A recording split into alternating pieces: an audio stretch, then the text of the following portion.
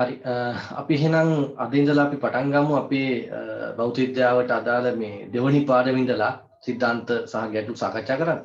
අපි මිනුම කියන පාඩම ඉවර කරගත්තා. අපිට දැන් තියෙන්නේ දෙවනි පාඩම යාන්ත්‍ර විද්‍යාව අපි ඉංග්‍රීසි කියනවා මැකැනික්ස් කියලා. මේ පාඩමින් කරන්නේ අපි අර කිව්වා වගේ මේ භෞතික විද්‍යාවේ සියල්ලගෙම අපි මේ අධ්‍යයනය කරන්නේ අතර මොකද්ද? පදාර්ථය, ඒ වගේ මේකේ මූලික අංශු බල සහ ශක්තිය අතර තියෙන සම්බන්ධතාවය හඳුනගන්න එකට. අපි මුලින්ම කියවනේ මේ විශ්වයම ගත්තාම අවසානයේදී තියෙන්නේ දැනට විද්‍යාඥයෝ හොයාගෙන තියෙන ආකාරයට මූලික අංශු 12ක් තියෙනවා. ක්වාක්ස් 6යි, ලෙප්ටෝන 6යි, ඒ වගේම මූලික බල වර්ග 4ක් තියෙනවා. ගුරුත්වාකර්ෂණ බලය, දුබල ඊළඟට විද්‍යුත් චුම්බක බලය, දුබල බලය සහ ප්‍රබල බලය. ඉතින් ඔය අතර තියෙන සම්බන්ධතාවය තමයි අපි මේ සමස්ත භෞතික විද්‍යාවෙම අධ්‍යයනය කරගෙන යන්නේ. ඉතින් මේ යාන්ත්‍ර විද්‍යා පාඩමේ මේ මූලික වශයෙන් තියෙන මේ කාරණා කීපයක් අපි පැහැදිලි කර ගන්නවා. ඒකෙත් මුලින්ම අපිට අධ්‍යයනය කරන්න තියෙන්නේ චලිතය කියන කාරණා. වස්තුන්ගේ චලිත. ඒ චලිත ටික වර්ග වලට කඩාන අපි අධ්‍යයනය කරලා ඊට පස්සේ සමතුලිතතාවය කියන කාරණයට යනවා. ඒකත් එක්ක අපි විදිහක චලිතයේ ආකාරයක් නේ. ඉතින් සමතුලිතතාවය කියන්නේ චලිතයක් නෑ කියන කතාව. ඊට පස්සේ අපි තුන්වෙනි පාඩමට පනින්නෙත් මේ චලිතයේම ප්‍රතිඵලයක් ගැන සාකච්ඡා කරා. ඒ කියන්නේ දෝලන තරංග කියන කතාවට යන්නේ අපි. දෝලන තරංග කියන කතාව ඒකත් චලිතයේම එක්තරා විදිහේ ප්‍රතිඵලයක්. අපි ඒක බලමු මේ පාඩමට ආවහම. හරි මුලින්ම අපි මේ පාඩමට අවතීර්ණ වෙද්දී අපි තේරුම් ගන්න වෙනවා මේ චලිතය කියන්නේ මොකක්ද කියන කතාව. හරි. මුලින්ම මාතෘකාව ලියා ගන්නකො මේ යාන්ත්‍ර විද්‍යාව කියලා. යාන්ත්‍ර විද්‍යාව. අපි ඉංග්‍රීසි කියනවා මැකැනික්ස්. යාන්ත්‍ර විද්‍යාව. යාන්ත්‍ර විද්‍යාව. යාන්ත්‍ර විද්‍යාව. මේක අනුමාතුකව දාගන්න චලිතය කියලා. චලිතය. motion කියලා කියන ඉංග්‍රීසියෙන්. චලිතය. චලිතය. චලිතය. මොකද්ද වස්තුවක චලිතය කියලා අපි හඳුනගන්නේ. දැන් බලන්නකො මම දැන් මෙතන ඉන්නවා. ඔය කට්ටිය කියයි සර් චලිත වෙන්නේ නැහැ නේද කියලා.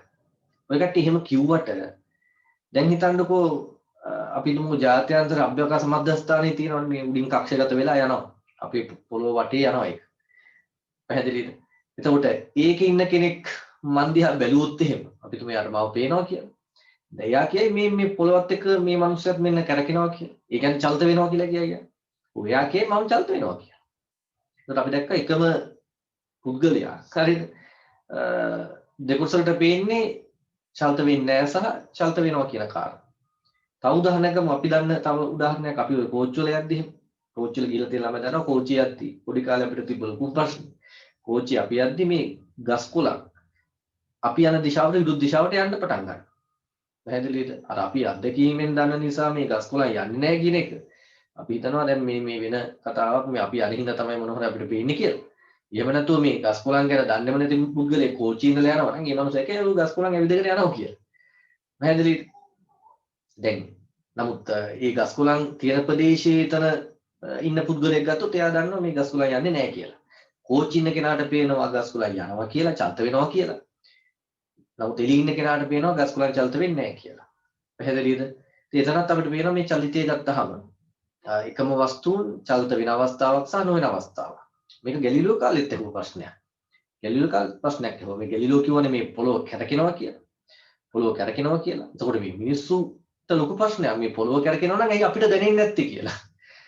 හරිද? පොළොව කැරකෙනවා නම් අපිට දැනෙන්නේ නැත්තේ ඇයි? අපිට පේන්නේ පායි පොළොව කැරකෙනවා කියලා.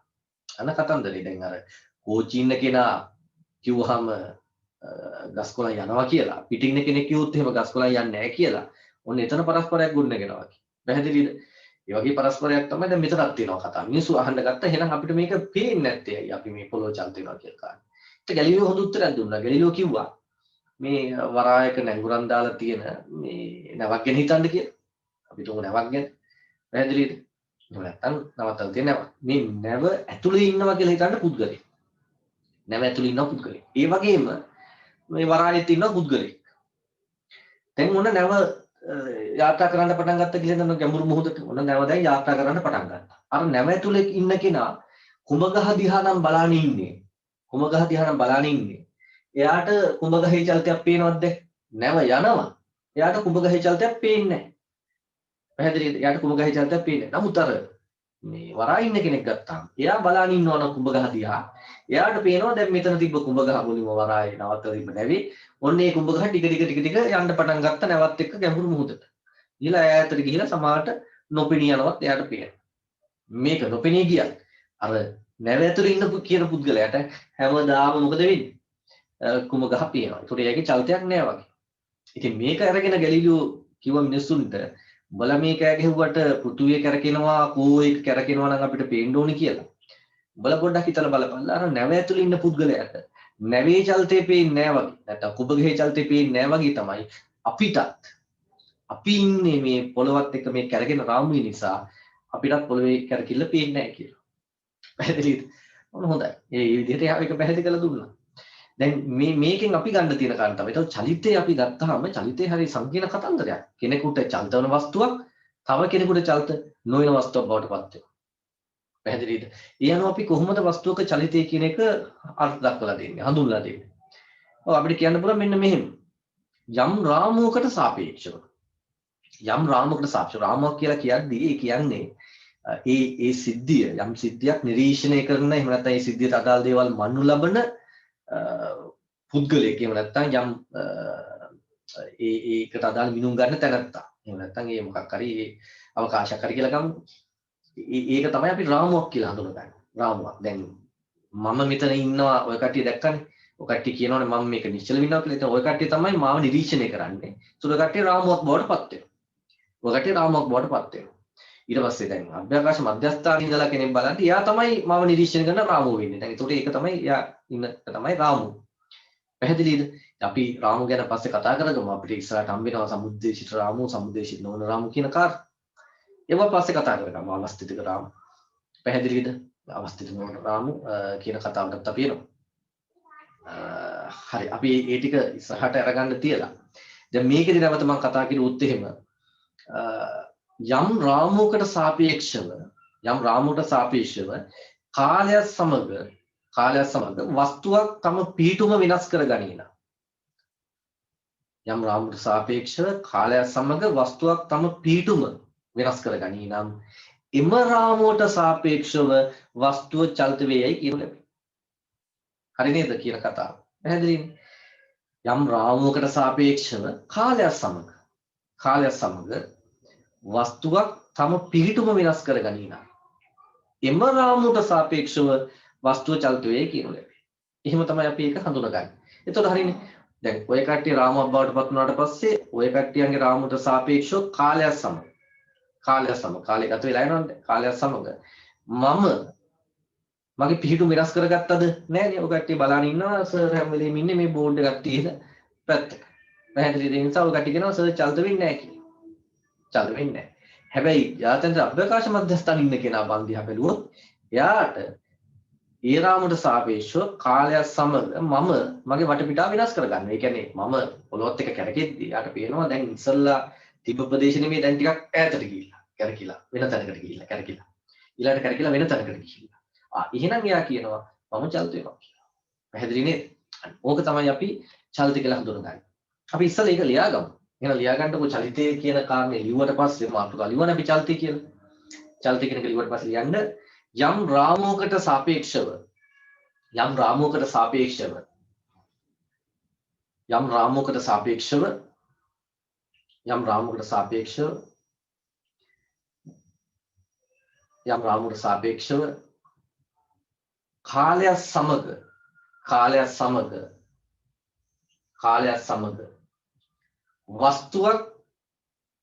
කාලයත් සමග වස්තුවක් තම පිහිටුම වෙනස් කර ගනී නම් කාලයත් සමග වස්තුවක් තම පිහිටුම වෙනස් කර ගනී නම්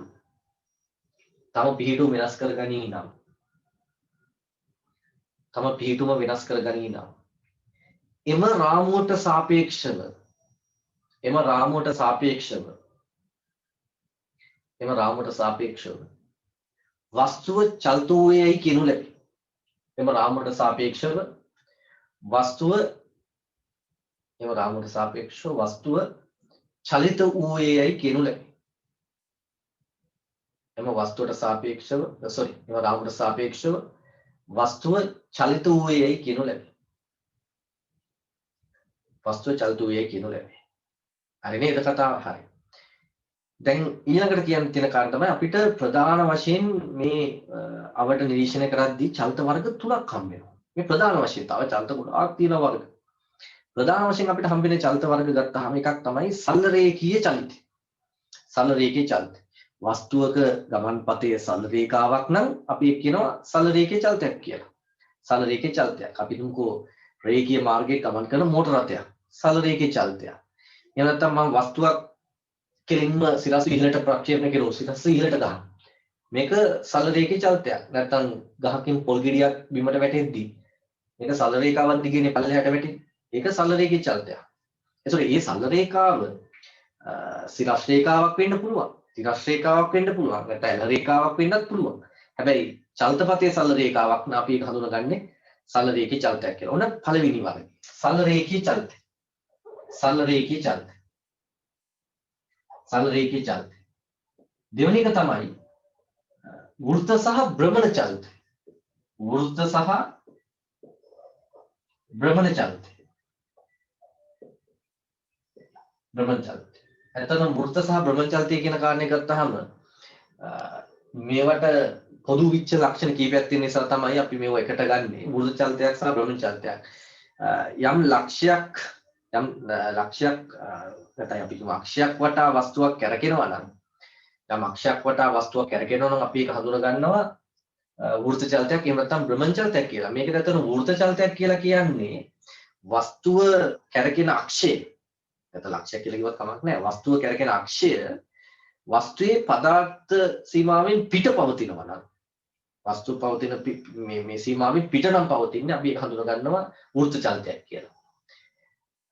ඒ අක්ෂයේ තියෙන්නේ වස්තුව මත නම් අපි ඒක හඳුනා ගන්නවා භ්‍රමණ චලිතයක් කියලා.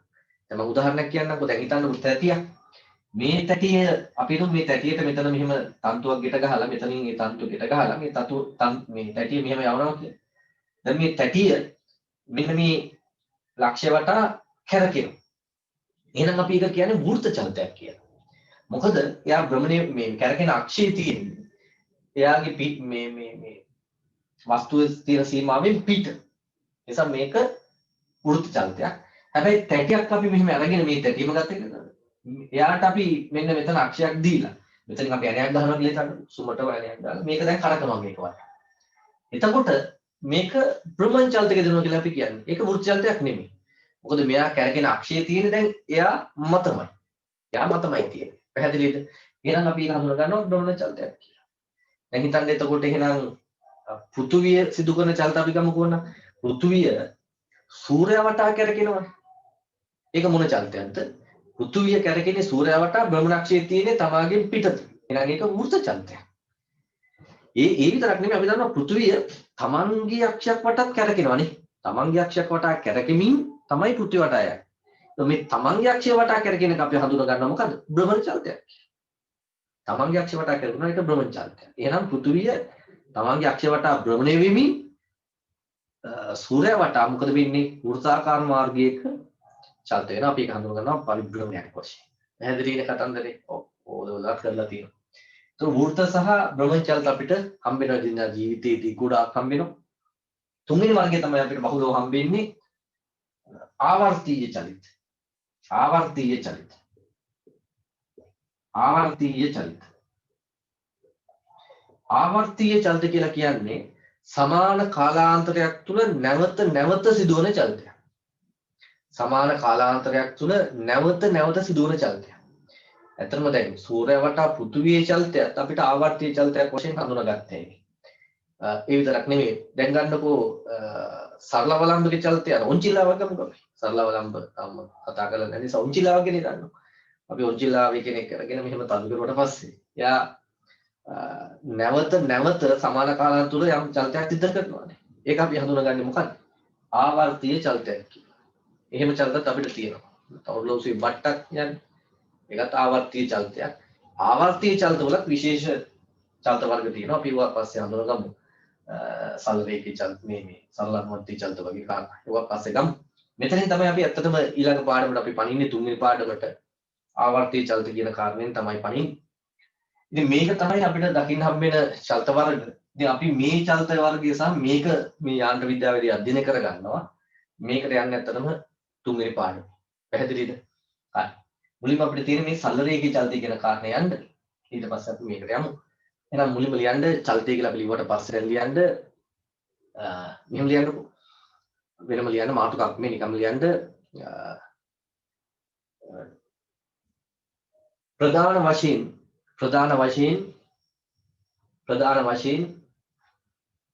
ප්‍රධාන වශයෙන් චලිත වර්ග තුනක් හඳුනාගත හැකියි. ප්‍රධාන වශයෙන් චලිත වර්ග තුනක් හඳුනාගත හැකියි. ප්‍රධාන වශයෙන් චලිත වර්ග තුනක් හඳුනාගත හැකියි. ප්‍රධාන වශයෙන් චලිත වර්ග තුනක් හඳුනාගත හැකියි. අංක 1 ලියන්න සරල රේඛීය චලිතය. සරල රේඛීය චලිතය අපි ඉංග්‍රීසියෙන් කියනවා straight line motion. සරල රේඛීය චලිතය. අංක 2 වෘත්ත සහ භ්‍රමණ චලිතය. වෘත්ත සහ භ්‍රමණ චලිතය. අපි ඉංග්‍රීසියෙන් කියනවා circular motion and rotational motion.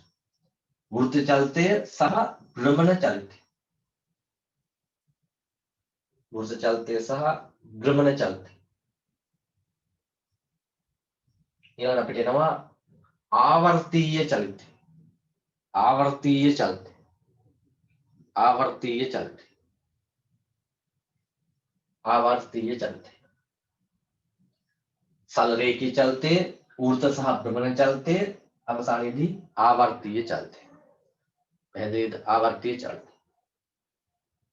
එහෙනම් අපි මුලින්ම මාතෘකාවක් දාගමු අනුමාත්‍රක වශයෙන් අංක 1 කියලා දාන්න ඕනේ නැහැ. මොකද සරල රේඛීය චලිතය දැන් දිගටම යනවා අපි පිටු ගානක්. හරිද? ඒතකොට මේක හම්බෙන්නේ ගොඩාක් පහුවෙලා.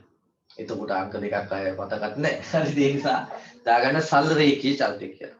සරල රේඛීය චලිතය. සරල රේඛීය චලිතය. හරි. සරල රේඛීය චලිතය.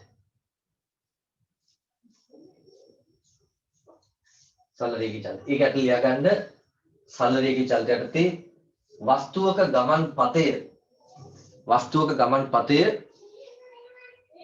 වස්තුවක ගමන් පතය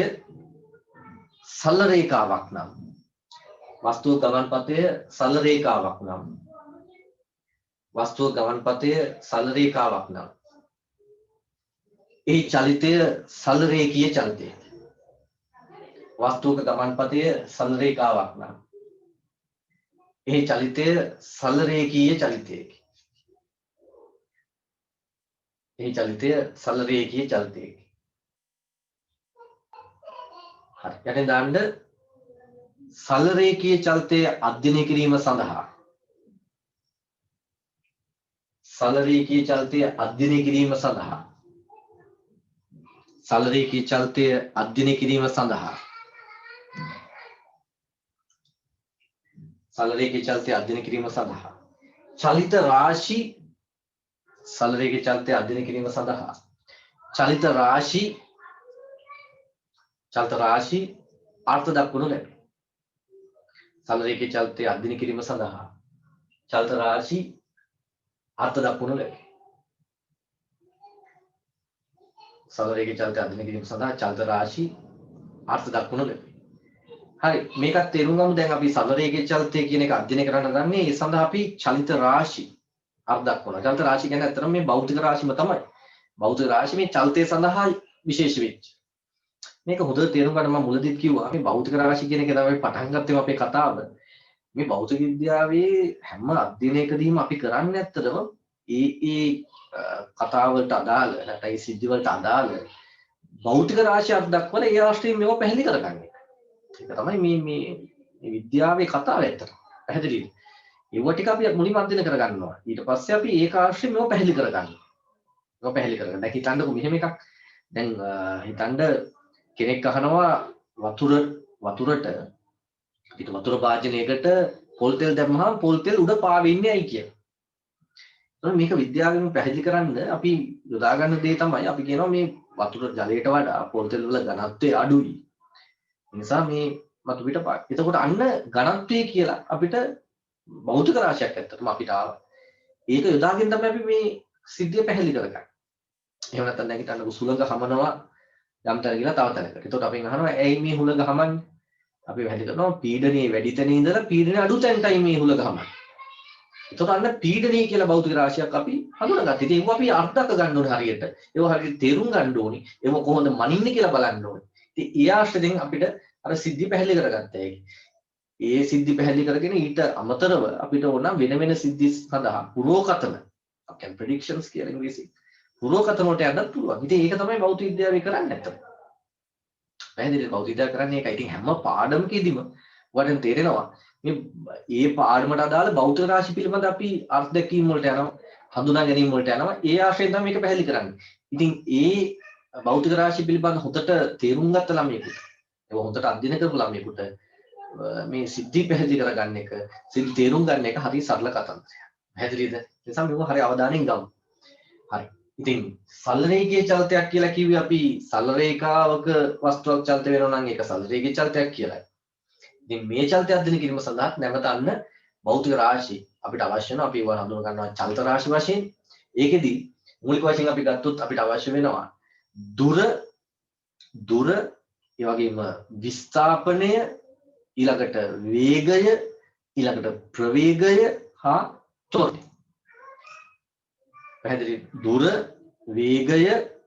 දුර විස්ථාපනය, වේගය සහ ප්‍රවේගය. මෙන්න මේ හතර අපි මුලින්ම අධ්‍යයනය කරා. ප්‍රවේගය සහ ත්වරණය. මේ ටික අපි මුලින්ම අධ්‍යයනය කරගෙන මේ පහ අධ්‍යයනය කරගෙන ඊළඟට මේ චලිතය ඇති වෙන්න බලපාන හේතු මොනවද? ඔය කාරණා වලට හරි තවත් භෞතික රාශි ටිකක් අපිට එනවා. මුලින්ම අපි එහෙනම් ලියාගමු. අපි භෞතික රාශි අක් දක්වන්න ලැබී කියලා ඉවරනේ. මුලින්ම එහෙනම් පළවෙනි එක ලියා ගන්න දුර කියලා. දුර කියලා මාතෘකාවක් දාගන්න මුලින්ම. ඔව් දුර කියලා කියන්නේ අපි දන්නවා දැන් හිතන්න වස්තුවක් පටන් ගන්නවා මෙතනින් A වලින් චලිත වෙන්න. චලිත වෙලා එයා යනවා කියලා හිතන්න B තියෙන ලක්ෂයට. පැහැදිලි B කියන ලක්ෂයට යනවා කියලා. ඉතින් මෙයාට යන්න පුළුවන් අපි හිතමු මෙන්න මේ මාර්ගය තමයි මෙයා ගියේ කියලා. මේ මාර්ගය. වෙනත් මාර්ගයක් යන්නත් පුළුවන්. ඒ අනුව එයා මේ චලිත විච්ච පතය මෙන්න මේකනේ පතේ මේ පතේ දිග තමයි අපි හඳුනගන්නේ දුර කියලා. පතේ දිග. දැන් මගෙන් අහයි දිග කියන්නේ මොකද්ද දුර කියන්නේ මොකද්ද ඒතර කියන කාරණේ මේ දෙකම එකට යන්නේ. ඌව මට පැහැදිලි කරන්න බෑ. මේ පතේ දිග කියන එක තමයි මට කියන්න වෙන්නේ. දිග නැත්නම් මේ දුර කියන ඒවා අපි දන්නවා මූලික භෞතික රාශියක් දිග කියන්නේ. මූලික භෞතික රාශියක් අර දක්වන්න පුළුවන්. කෙනෙක් මට පුළුවන් කියලා දෙන්න දිග කියන්නේ මොකද්ද කියලා. දිගක් කියන එක කියන්න බෑ. කාලයක් කියන්නත් බෑ මොකද්ද කියලා. ස්කන්ධය හඳුනා ගන්නත් බෑ. විද්‍යුත් ධාරාව හඳුනන්නත් බෑ. ද්‍රව්‍ය ප්‍රමාණය කියලා දෙන්නත් බෑ. පැහැදිලිද? ඒ නිසා උෂ්ණත්වය කියන්නේ මොකද්ද කියලා දෙන්නත් බෑ. දීර්ඝ උත්සාහය කියන්නේ මොකද්ද කියලා කියන්නත් බෑ. ඒවා මූලික භෞතික රාශි. අපි කියනවා ඉතින් පතේ දිග තමයි එයාගේ දුර කියලා කියන්නේ කියන කාරණේ. මෙන්න බලන්න. එහෙනම් මෙන්න A සිට B දක්වා ගමන් කරේ මෙන්න මේ පතේ මෙන්න මේ පතේ දිග තමයි. පතේ දිග තමයි අපි මේ වස්තු චලිත විට දුර කියලා අපි හඳුනගන්නේ. වස්තු චලිත විට දුර කියලා හඳුනගන්නේ. මේ දුර මනින SI එකක එහෙනම් අපි දන්නවා මීටර්. දුර මනින SI එකකේ මීටර්. දුර අදිශය. මොකද අපිට ගමන් කිරුවට පස්සේ දුරට නිශ්චිත දිශාවක් හඳුනා ගන්න බෑ. ඇත්තට මේ දිශාවක් අපි යොදන්නේ නැහැ. අපිට මේ දිශාව නැතුව ඒ දුර කියන එකේ වටිනාකම විතරක් අරගෙන ඒකත් එක්ක දඬුරු ගන්න පුළුවන්. ඒ ඇති.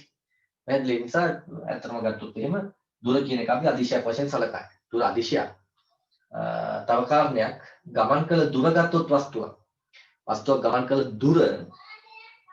ගමන් කළ දුර හැම වෙලෙම වැඩි වෙනවා. ඒක අඩු වෙන්නේ නැහැ. දැන් වස්තුවක් මෙහෙම අරන් මෙහෙම ගිහිල්ලා ඊට පස්සේ මෙහෙම ආපහු වෙලා මේ වගේ තැනකට ගියා කියලා හිතන්නකො. ඒතකොට එයා ගමන් කළ දුර කියලා කියන්නේ මේ ටික. දුර හැම වෙලෙම වැඩි වෙනවනේ. දුර වැඩි වෙනවා. ඒ නිසා දුර සෑම විටම වැඩි වෙයි කියන කාරණේත් තේරුම් ගමු. දුර අදිශයක් කියන කාරණේත් අපි දැනුවත් වුණා. පැහැදිලිද? හරි. ඒ ටික අපි ඉස්සෙල්ලා ලියාගමු. එහෙනම් දුර කියලා මාතෘකාව දාලා අංක 1 දුර කියලා ලියන්න. වස්තුවක් චලිත වූ පතේ දිග. වස්තුවක් චලිත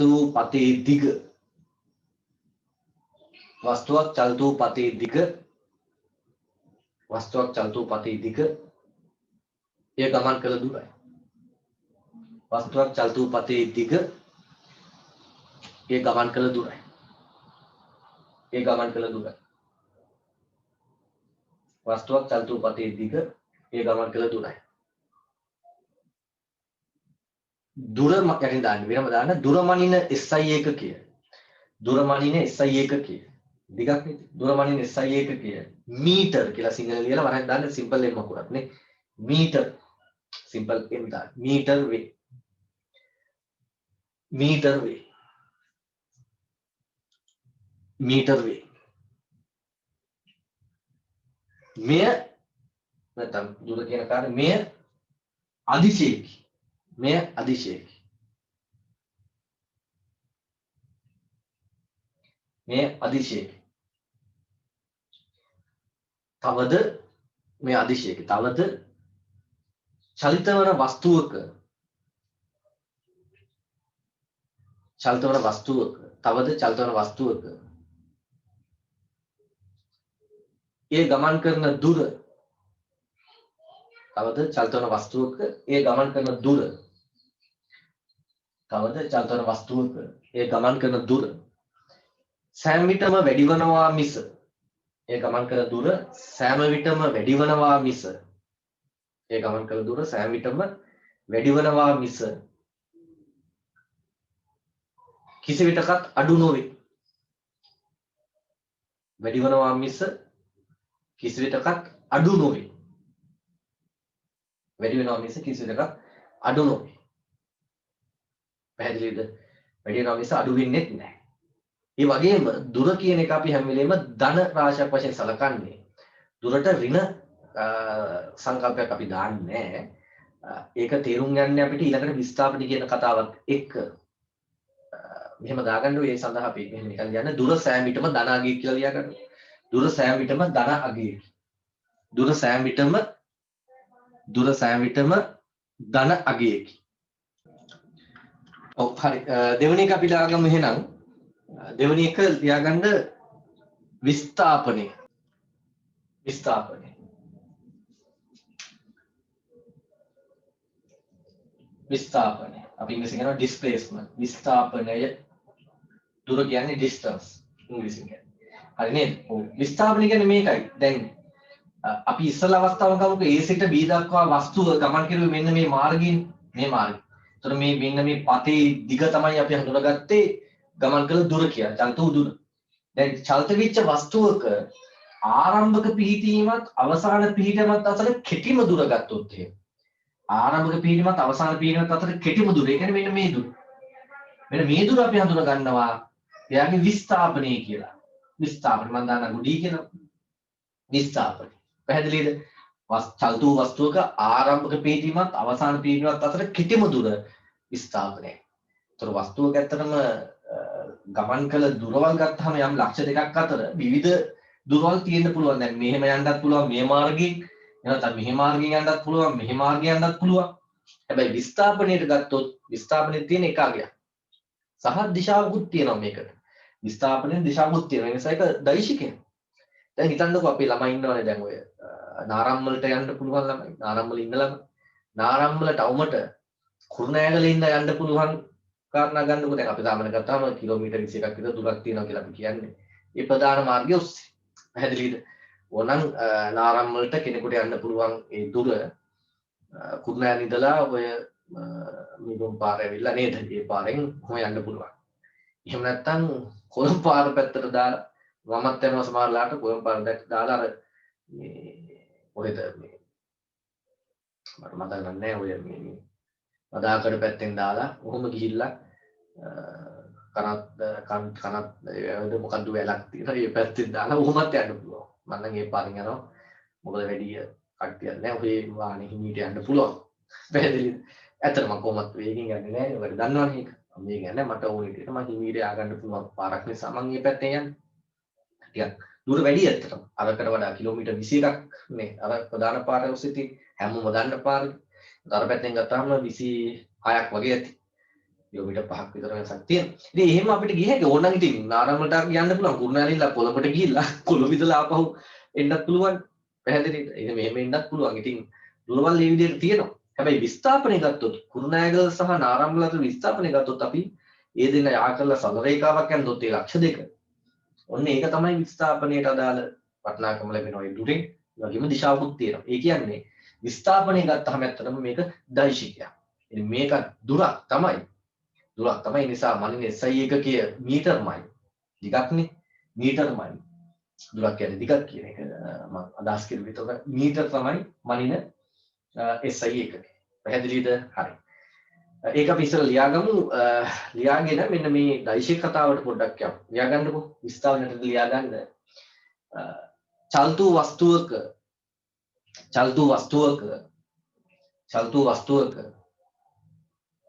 චල්තු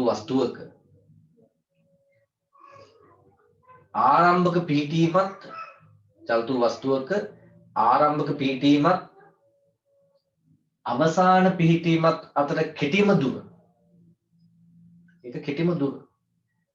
චල්තු වස්තුවක ආරම්භක පිහිටීමත් අවසාන පිහිටීමත් අතර කෙටිම දුර.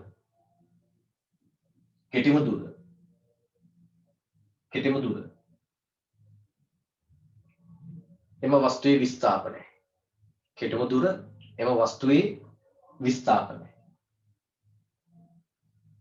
එම වස්තුවේ විස්ථාපනය. හරි දැන් ලියන්න. විස්ථාපනයේ මනින SI ඒකකයේද?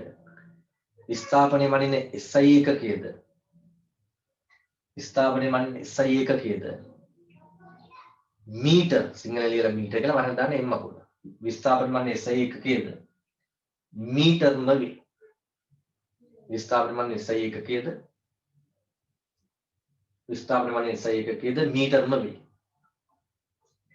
මීටර්ම වේ. විස්ථාපනයේ දෛශිකයක් වන අතර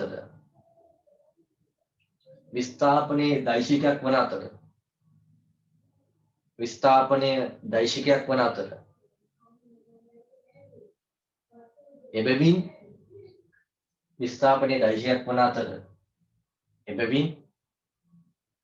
ඒ ඉදිරිපත් කිරීමේදී එහි විශාලත්වය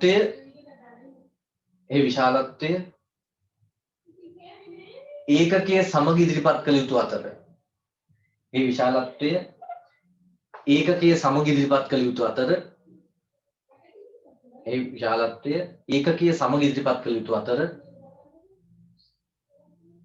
දිශාවද අනිවාර්යෙන් ඉදිරිපත් කළ යුතුයි.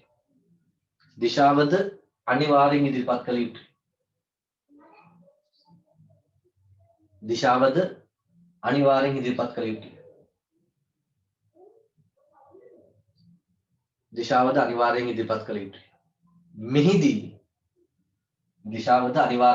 කළ යුතුයි. මෙහිදී දිශාව ඉදිරිපත් කිරීම සඳහා නිරීක්ෂකයෙක් එනත හරහටක් ගාලා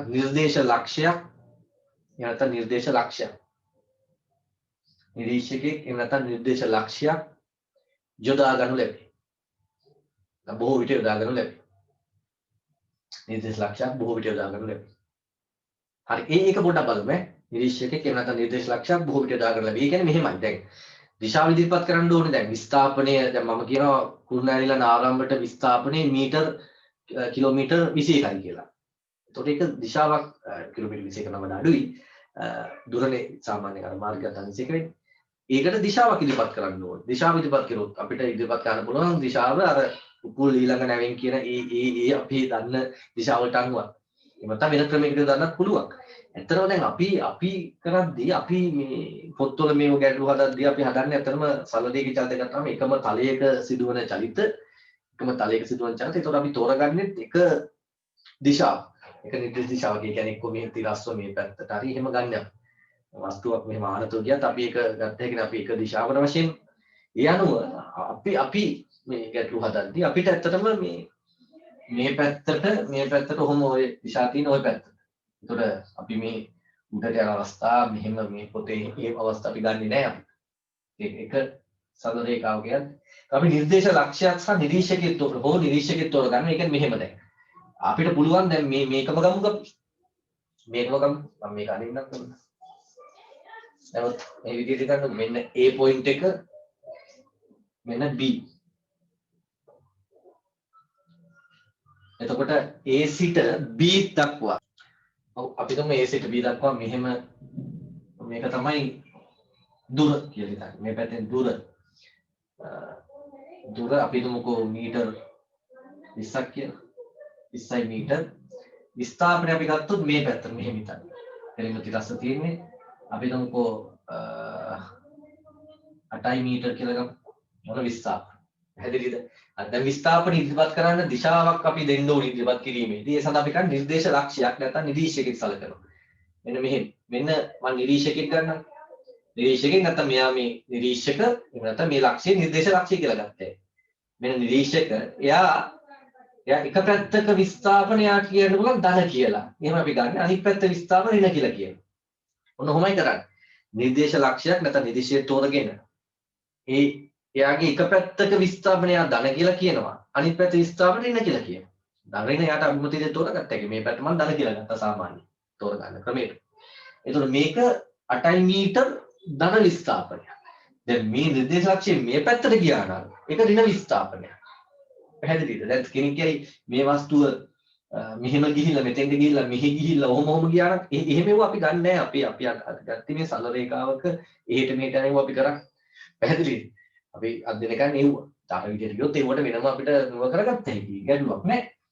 ඉතින් මේ පැත්ත ධන විස්ථාපන මෙතන මේ පැත්තට උනා නම් ඍණ විස්ථාපන. ඒ කියන්නේ වස්තුව මෙහෙම ගිහිල්ලා මෙතෙන්ට ඇවිල්ලා තිබ්බනම් මුලින්ම ඊළඟට මේ පැත්තට ඇවිල්ලා ආපහු මෙහාට ගියා නම් ඔන්න අපි ඒවා වෙන වෙනම හඳුනාගත්තා.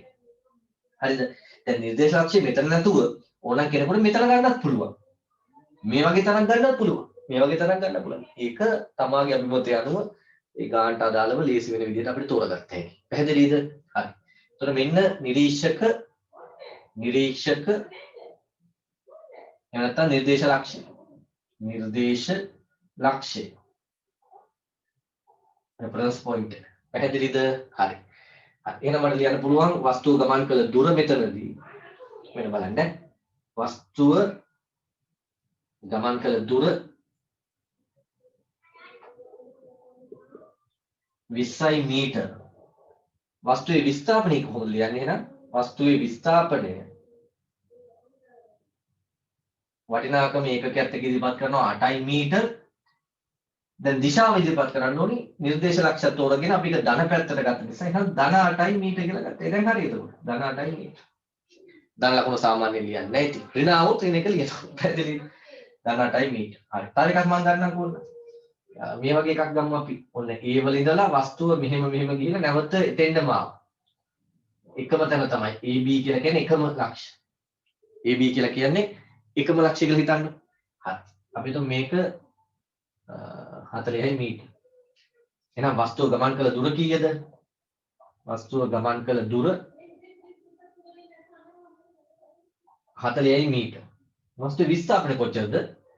වස්තුවේ විස්ථාපන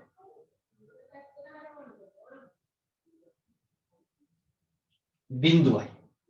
වස්තුවේ විස්ථාපන බිඳුව පේන්නේ නැහැ නේ. පොඩ්ඩක් ගන්නම්. හරි නේද? දැන් පේනවනේ. වස්තුවේ විස්ථාපනය බිඳුවයි. වස්තුවේ විස්ථාපනය බිඳුවයි. සාමාන්‍යයෙන් අපි බිඳුව ලියලා ඒක කියලා දාන්නේ නැහැ. බිඳුව මීටර කියලා දාන්නේ නැහැ. වස්තුවේ විස්ථාපනය බිඳුවයි. හරි. එහෙනම් ඕක අපි ගමු. හරි. මේ සඳහා නිර්දේශ ලක්ෂණ නැත්නම් නිරීක්ෂකයෙකු අපි යොදා ගනු ලැබී කියලා ලිව්වනේ. ලියලා මෙන්න මේක අද ගන්න මේ දෙකම අද ගන්න. මේ දෙකම අද ගන්න. මේ දෙකම අද ගන්න.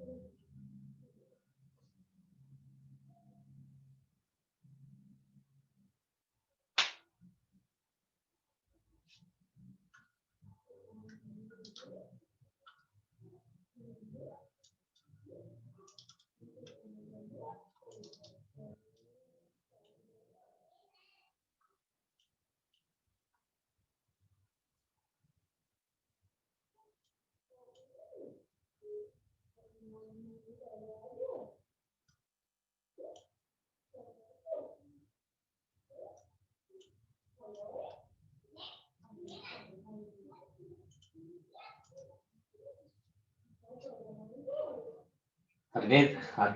මේකත් වෙලා මදි නම් ඔකට යන්න ලියා ගන්න. වීඩියෝ එක පොඩ්ඩක් පෝස් කරලා මේක ඇඳගත්තා නම් පැහැදිලි. හරි නේද? හරි.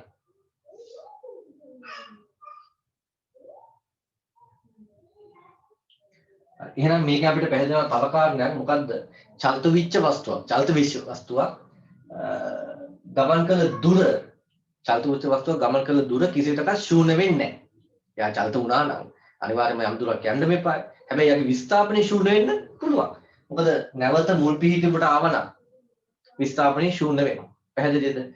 විස්ථාපනයේ ශූන්‍ය වෙනවා. ඔන්න ඔකයි කාරණේ. එහෙනම් ලියා ගන්න එතන මේ අණුව ඇවිල්ලා. මේ අණුව චලිත වස්තුවක මම මේ කතා කරන්නේ. මේ අණුව චලිත වස්තුවක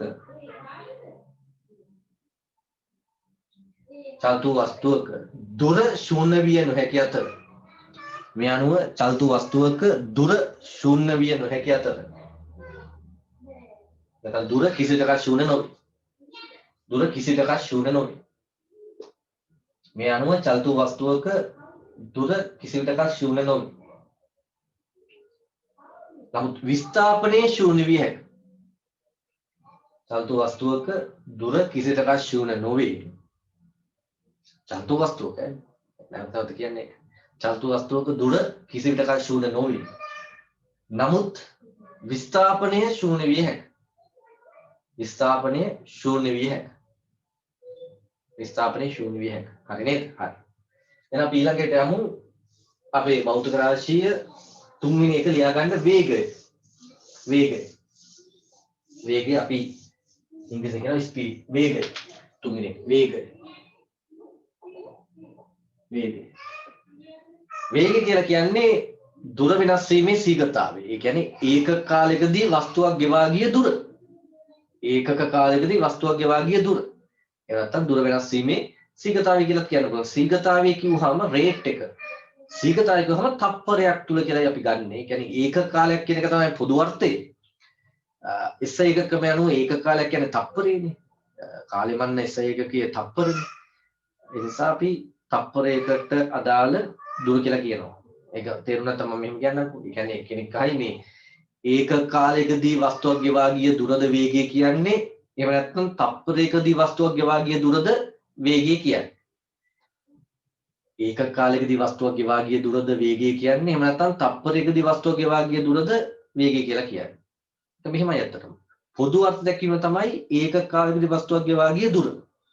ඒ අනුව දැන් අපි වාර්තා කරන SI ඒකකයේ SI ඒකකයට අනුව කාලය මනින ඒකකයේ වෙන්නේ තප්පරනේ. ඒතර ඒක කාලයකදී ගෙවා ගිය දුර කියලා අපි කියවුවාම අපි දන්නවා එහෙනම් අපි දන්නවා එහෙනම් ඒක කාලයකින් තප්පරයක්. අපි දන්නේ තප්පරයකට ගෙවා ගිය දුර කියන කාරණා. හැබැයි දැන් වෙන රටක පාවිච්චි කරනවා කියලා හිතන්නකෝ ඒ කට්ටිය කාලෙ මැනීම සඳහා මිනිත්තු කියලා. ඒ කට්ටියන්ගේ ඒකකයේ මිනිත්තු කියලා හිතන්නේ. ඒ කට්ටිය අත්දැකීම කියවුවාම ඒක කාලෙදි ගෙවා ගිය දුර. එහෙනම් ඔය කියන්නේ මිනිත්තුවකට ගෙවා ගිය දුර. පැහැදිලිද? ඒ කට්ටිය මිනිත්තුව. අපි කතා. ඉතින් ලෝකේ පොදුවේ පාවිච්චි කරන ඒකක ඉතින් SI එකකයේ කාලෙ මණ්ඩ තප්පර නිසා අත්දැකීමේදී තප්පරයකදී ගෙවා ගිය දුර කිව්වට කමක් නැහැ. හැබැයි වඩා හොඳම පොදු අත්දැකීම මොකක්ද? ඒක කාලෙකදී වස්තුවක් ගෙවා ගිය දුර. පැහැදිලි මං කියන එක තේරෙන්නේ නැති හරියට නේද? එහෙනම් වේගය කියන්නේ ඒක දැන් හිතන්න කුරුණෑගල නාරම් වලටම ගත්තාම නැවත කුරුණෑගල නාරම් වලට කිලෝමීටර් 21ක් තියෙනවා. ඒ සඳහා යන්න ගත වෙච්ච කාලය ගත්තොත් අපි හිතමු එක පුද්ගලයෙකුට යනවා විනාඩි 40ක්. එතකොට එයාට තප්පරයකට අදාළව එයා ගමන් කළ දුර ගත්තොත් ඒක තමයි එයාගේ වේගය. හැබැයි සමහර තවත් පුද්ගලයෙකුට යන්න පුළුවන් ඊට වඩා වැඩි කාලයක්. විනාඩි 45ක්. එයාට යන්න පුළුවන් සමහරට පැයක් යන්න පුළුවන්. දැන් මම වගේ ගියොත් නම් පැය දෙකක් විතර යන්න පුළුවන්. හිමීට නෑ. පැහැදිලිද? කලබලයක් නෑ හිමීට යන්න. පැයක් විතර එන්නත් පුළුවන්. හරියට පැය දෙකක් විතර එන්නත් පුළුවන්. පැය තුනක් විතර පුළුවන්. අපි දන්නේ නෑ.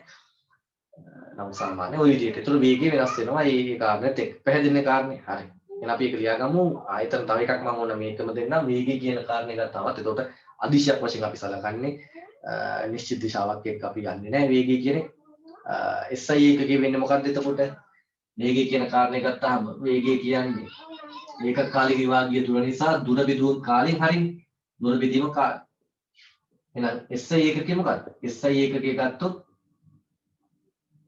දුර කියන්නේ මීටර් බෙදීම තප්පර. එතකොට m S ඍණ 1.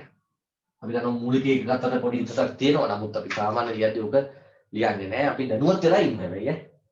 MS ඍණ 1 වේගයේ මාන ගත්තොත් වේගය මාන ගත්තොත් එහෙනම් මාන කියන්නේ කොටු වරහන් දාන්න m sorry l හරිද l t ඍණ 1 නේද l t ඍණ 1 පැහැදිලිද වේගයේ මාන වෙන්නේ l t ඍණ 1 දුර කියන්නේ l මාන වශයෙන් ගත්තම කාලය t යටට එන්නේ t දුර ගත්තම t ඍණ 1 පැහැදිලි නේද ඒක හරි එහෙනම් වේගයේ මාන l t ඍණ 1 ඔය ටික අපි ලියාගමු ඉස්සෙල්ලා හරි එහෙනම් ලියන්න වේගය කියලා මාතෘකාව ලියුවට පස්සේ වේගය කියන මාතෘකාව ලියුවට පස්සේ ලියාගන්න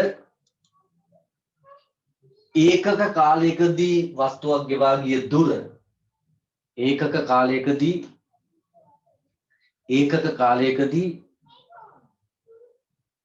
කාලයකදී වස්තුවක් ගෙවා ගිය දුර ඒකක කාලයකදී වස්තුවක් ගෙවා ගිය දුර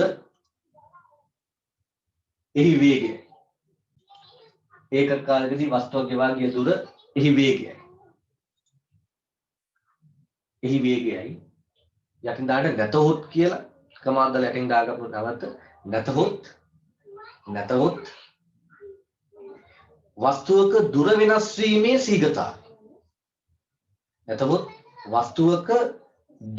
වීමේ සීගතාවය නැතහොත් වස්තුවක දුර වෙනස් වීමේ සීගතාවය වේගයයි නැතහොත් වස්තුවක දුර වෙනස් වීමේ සීගතාවය වේගයයි හරි එහෙනම් යටින් දාගන්න වේගය සමානයි දුර බෙදීම කාලය වේගය සමානයි දුර බෙදීම කාලය SI එකක දාගන්න SI එකකය m බෙදීම තප්පර දුරෙහි SI එකකය මීටර දෙක තප්පර ms ඍණ 1 වේගයේ මාන ගමු අපි මේ විදියට lt ඍණ 1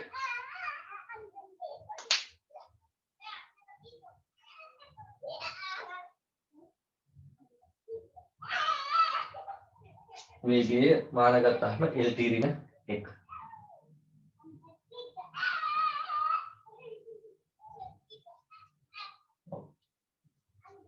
ඊළඟ දාගමු වේගය අදිශේකී කියලා වේගය අදිශේකී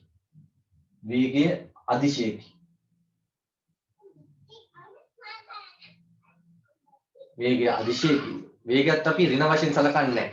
ඔය ඍණ අදහසෙන් යන දෛශික කතාවට ගියාම පැහැදිලිද ඍණ අදහස දෛශික කතාවට ආවම එනත්තම් වෙන සංකල්පකුත් යනවා ඍණ කියන කතාව. දැන් කාර්ය වගේ එකක් ගත්තාම කාර්ය අදිශයක් වුණත් ධන ඍණ සංකල්පයක් කියනවා අපිට.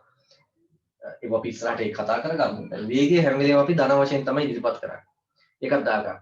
වේගය අදිශේකී වේගය සෑම විටම ධන ලෙස ඉදිරිපත් කෙරේ. දුර වගේම තමයි. වේගය සෑම විටම ධන ලෙස ඉදිරිපත් කෙරේ.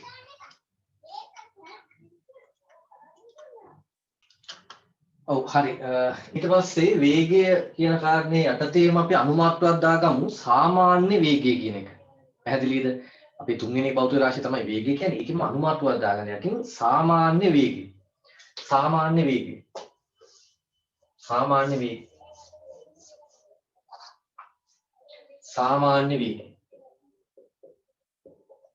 සාමාන්‍ය වේගය.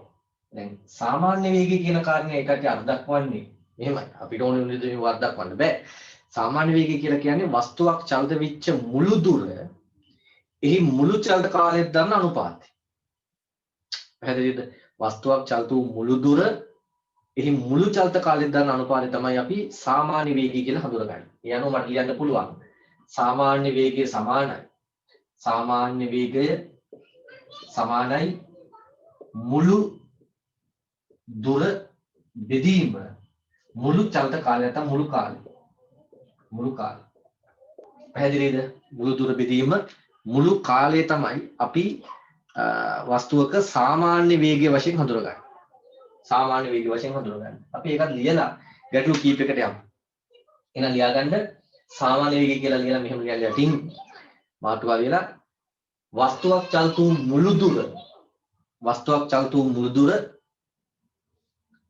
චලිත වූ මුළු දුර වස්තුවක් චලිත වූ මුළු දුර වස්තුවක් චලිත වූ මුළු දුර එහි මුළු චලිත කාලයේ දරන අනුපාතය වස්තුවක් චලිත වූ මුළු දුර කියලා කමාවක් දාන්න. නැත්නම් ඔක්කොම එකට යනවා. වස්තුවක් චලිත වූ මුළු දුර වස්තුවක් චලිත වූ මුළු දුර ඒ චලිත වූ මුළු කාලයේ දරන අනුපාතය. ඒ චලිත වූ මුළු කාලයට දරන අනුපාතය. ඒ චලිත වූ මුළු කාලයට දරන අනුපාතය. එහි සාමාන්‍ය වේගය. ඒ චලිත වූ මුළු කාලයට දරන අනුපාතය. එහි සාමාන්‍ය වේගය. එහි සාමාන්‍ය වේගය. පැහැදිලිද? හරි. එහි සාමාන්‍ය වේගය. ඒ ටික පැහැදිලි නේද? හරි. අපි මෙතනින් මම අදට නවත්තනවා. දැන් මේකත් එක්කම මම තව වීඩියෝ එකක් දානවා මීට අදාළ ගැටලු තියෙන එකක්. පැහැදිලිද? මේ එකම වීඩියෝ එකක් තියෙනවා ඒකට ඒකත් ගන්න සරල රේඛයේ චලිතයට අදාළ ගැටලු ටික. මම ඒක වෙනම කරපු වීඩියෝ එකක් තියෙන්නේ. ඒක ටිකක් පරණ වීඩියෝ එකක්. ඒ ගැටලු ටික මම ඒක පොඩ්ඩක් එඩිට් කරලා ඒ ගැටලු ටිකක් ගන්නම්. ඒ ටියුට් එක ඒ ගැටලු තියෙන ටියුට් එක මම මේ පල්ලෙහා ලින්ක් එකේ දාලා තියෙනවා. ඒ මම ගොඩක් පන්තිවලට ඒ ටියුට් එක දුන්නා සරල රේඛයේ චලිතය. මේ ගැටලු ටික අර වීඩියෝ එක බලලා විසඳ ගන්න. පැහැදිලිද? මේකෙදි මේ සාමාන්‍ය වේගයට අදාළ ගැටලු කීපයකුත් තියෙනවා. ඒ වගේම විස්ථාපනය දුර වේගය ඊට අදාළ ගැටලු ටිකුත් තියෙනවා. හරි නේද? හරි. අපි මෙතනින් පස්සේ ඉතිරි ටික ඊළඟ දවසේ වීඩියෝ එකෙන් සාකච්ඡා කරන්න යනවා.